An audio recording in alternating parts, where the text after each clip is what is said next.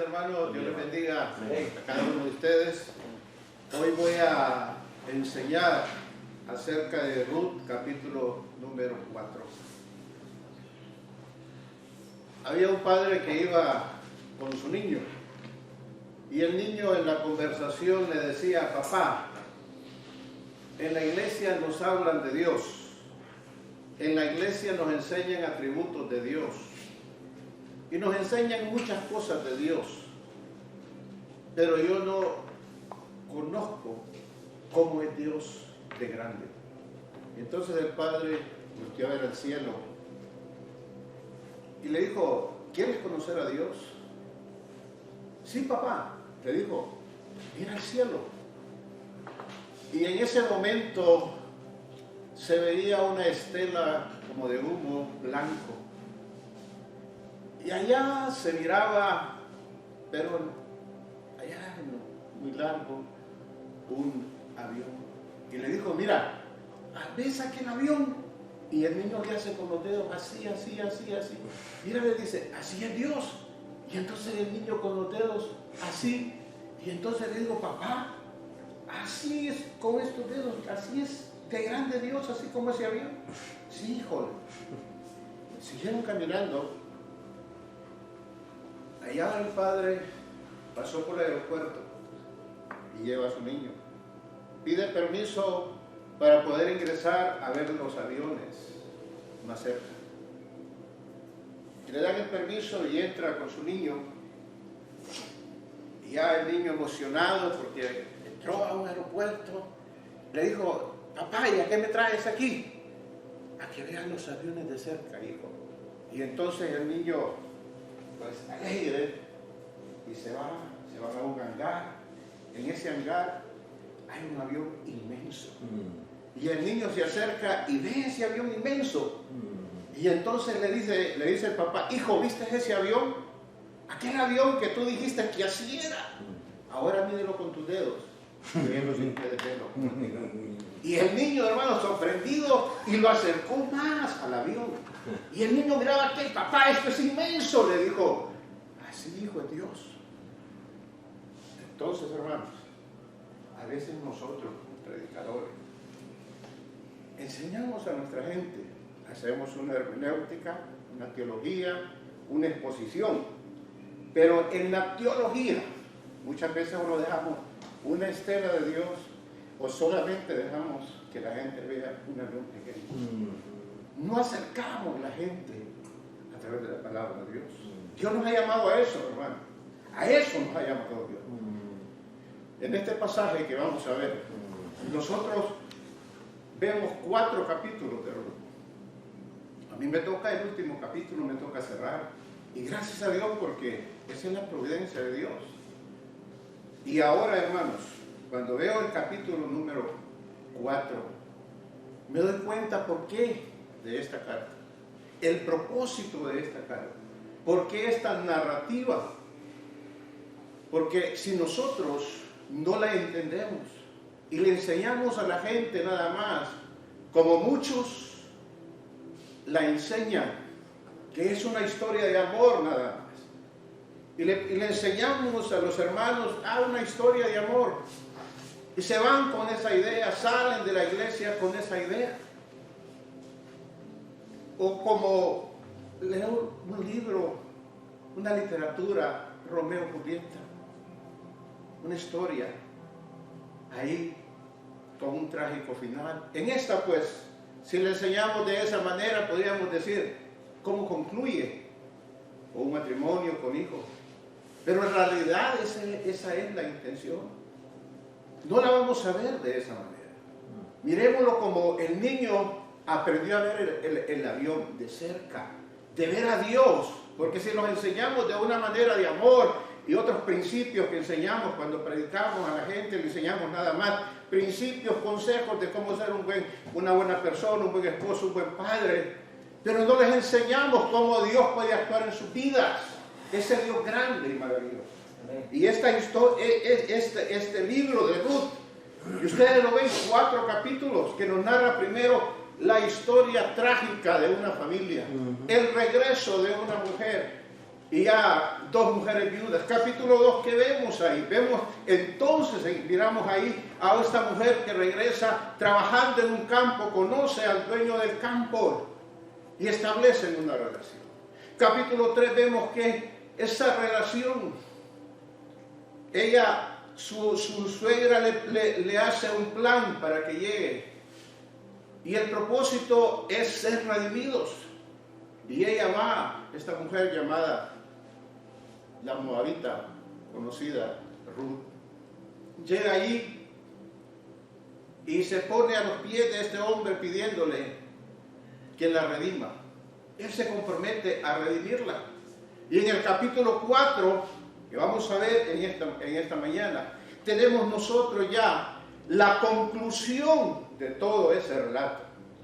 Y podemos ver aquí, hermanos, el propósito del libro.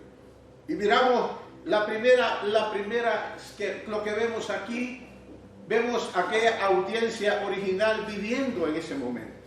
¿Qué estaban viviendo en ese momento? Se relata el tiempo de los jueces, el tiempo de la decadencia espiritual, tiempos difíciles, y nos lleva a un tiempo, a otra audiencia, a enseñarle lo que había pasado esta audiencia a la siguiente audiencia lectora en el tiempo monárquico.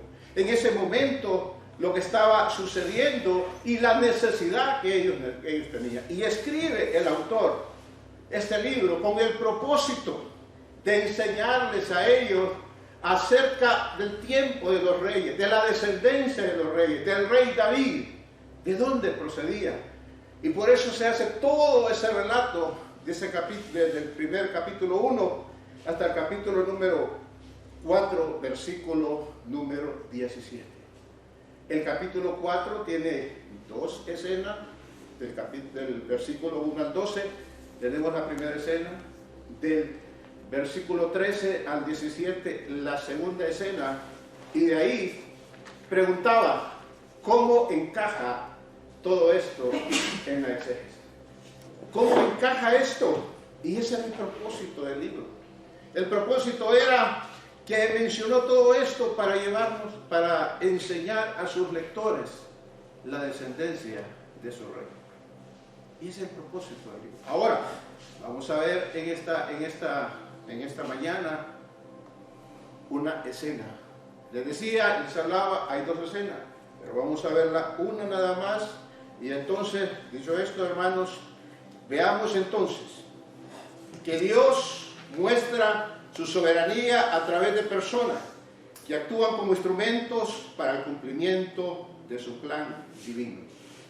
Dios muestra su soberanía a través de personas que actúan como instrumentos para el cumplimiento de su plan divino. ¿Y qué dice la palabra de Dios?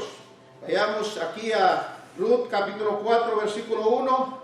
Dice, Boaz subió a la puerta y se sentó. Y ahí, he aquí, pasaba aquel pariente de quien Boaz había hablado. Y le dijo, fulano, ven acá, siéntate. Y él vino y se sentó. Entonces él tomó a 10 varones, ancianos de la ciudad, y dijo, sentaos aquí. Ellos se sentaron. Luego dijo al pariente, Noemí, que ha vuelto del campo de Moab, vende una parte de las tierras que tuvo nuestro hermano Elimelech. Y yo he decidido hacértelo saber, decirte que la compres en presencia de los que están aquí sentados, los ancianos de aquí, de mi pueblo. Si tú quieres redimir, redime. Si no quieres redimir, decláralo, para que yo sepa. Porque no hay otro que redima sino tú, y yo después de ti. Y él respondió, yo redimiré. Es interesante para los que estudiamos la palabra de Dios, cómo comienza, hermanos, el versículo número 1. Y ustedes ven un nombre propio, Boaz. Pero al estudiar la palabra de Dios y ver el original, me doy cuenta que hay una Bar. Y yo creo que solo una de las versiones que lo trae, de las que pude ver, solamente la versión americana, tiene nada más, comienza con una. Interesante esto, porque esto nos está enseñando que está comenzando una escena que interrumpe esa disyuntiva. Y ahora vemos también que nos enseña un lugar, un sujeto, un lugar, nos dice la puerta. Qué interesante, hermanos, era la puerta, ahí. Pero también vemos entonces, como les decía, Dios muestra su soberanía a través de la persona que actúa como instrumento para el cumplimiento de su plan divino.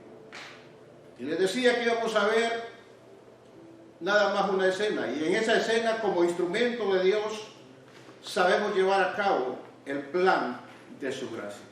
Y en esta escena, que es del versículo 1 al 12, vamos a ver cuatro hermanos subpuntos que nos van a ayudar a entender. Pero como les decía, vea todo esto, hermanos, todo este plan que hay aquí, plan de redención que se da, pero no quiero que lo vea con los lentes nada más de una historia de amor.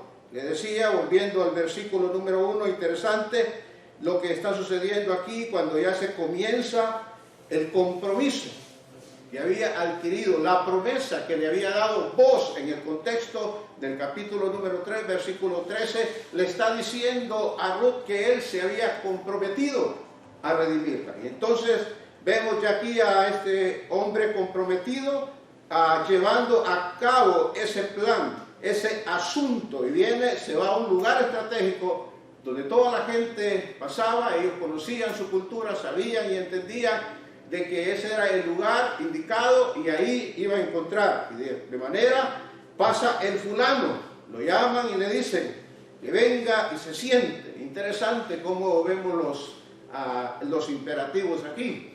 Los imperativos conocemos que muchas veces como mandato, pero aquí, hermanos, están funcionando como una petición. No se le extiende ninguna invitación, sino que lo ve pasar, lo llama y le dice: hey, ven, fulano, con una amabilidad. Y entonces procede el segundo paso y le dice a vos le llama ahora, como lo hacían ellos, y llama y toma 10 ancianos y los trae a sentarse. Esos 10 ancianos, hermanos, era la costumbre que tenían ellos de cómo llevaban sus asuntos. En algunos casos se ocupaban 3 nada más testigos, ancianos testigos. Entonces esos, algunos casos ordinarios, solamente, como dice el libro de Deuteronomio, 2 o 3 testigos. Pero el caso que iban a ver necesitaba de un quórum apropiado. Y era 10 ancianos que vemos nosotros ahí en el versículo número 2. Y luego el versículo número 3 comienza y plantea el asunto que se va a tratar. ¿Por qué lo llamaron? ¿Por qué están aquí? Y le presenta y le dice, mira, le dice, el caso es, Noemí ha vuelto del campo y ella vende. Y ya en el versículo número 4, entonces le dice, y aquí está toda la trama, aquí está el asunto donde se pone candente ya. Y le dice, y yo decidí hacértelo saber. Hacértelo saber era como decírtelo, la idea es decírtelo al oído. Y entonces le comienza a plantear cómo está el asunto de la redención, cómo tiene que hacer la redención. Y de ahí le dice que él tiene todo el derecho de adquirirla. Le dice, si tú lo vas a hacer, y vea, aquí tenemos algo hermoso. Tenemos lo que nosotros conocemos como la apódisis y la próstasis. El sí. Y entonces, que se introduce para esto. Y viene él en ese momento, le dice, si tú lo vas a hacer, dímelo. Si no lo vas a hacer, yo lo hago. Y en ese momento, ahí él está esperando una respuesta de cuál va a ser la forma de actuar. Y la respuesta, él necesita, y le dice, decláramelo. Él tiene un asunto en sus manos. Y ahora le dice, decláramelo. Y la respuesta que recibe es, yo rendiré. Para ese momento, hermanos, para vos allí, él me imagino que dijo, bueno, el asunto quedó aquí. Pero ¿qué vemos en esto? La mano de Dios. Un hombre movido por la bondad, por la misericordia, por el amor, por querer redimir a mujeres que tenían la necesidad.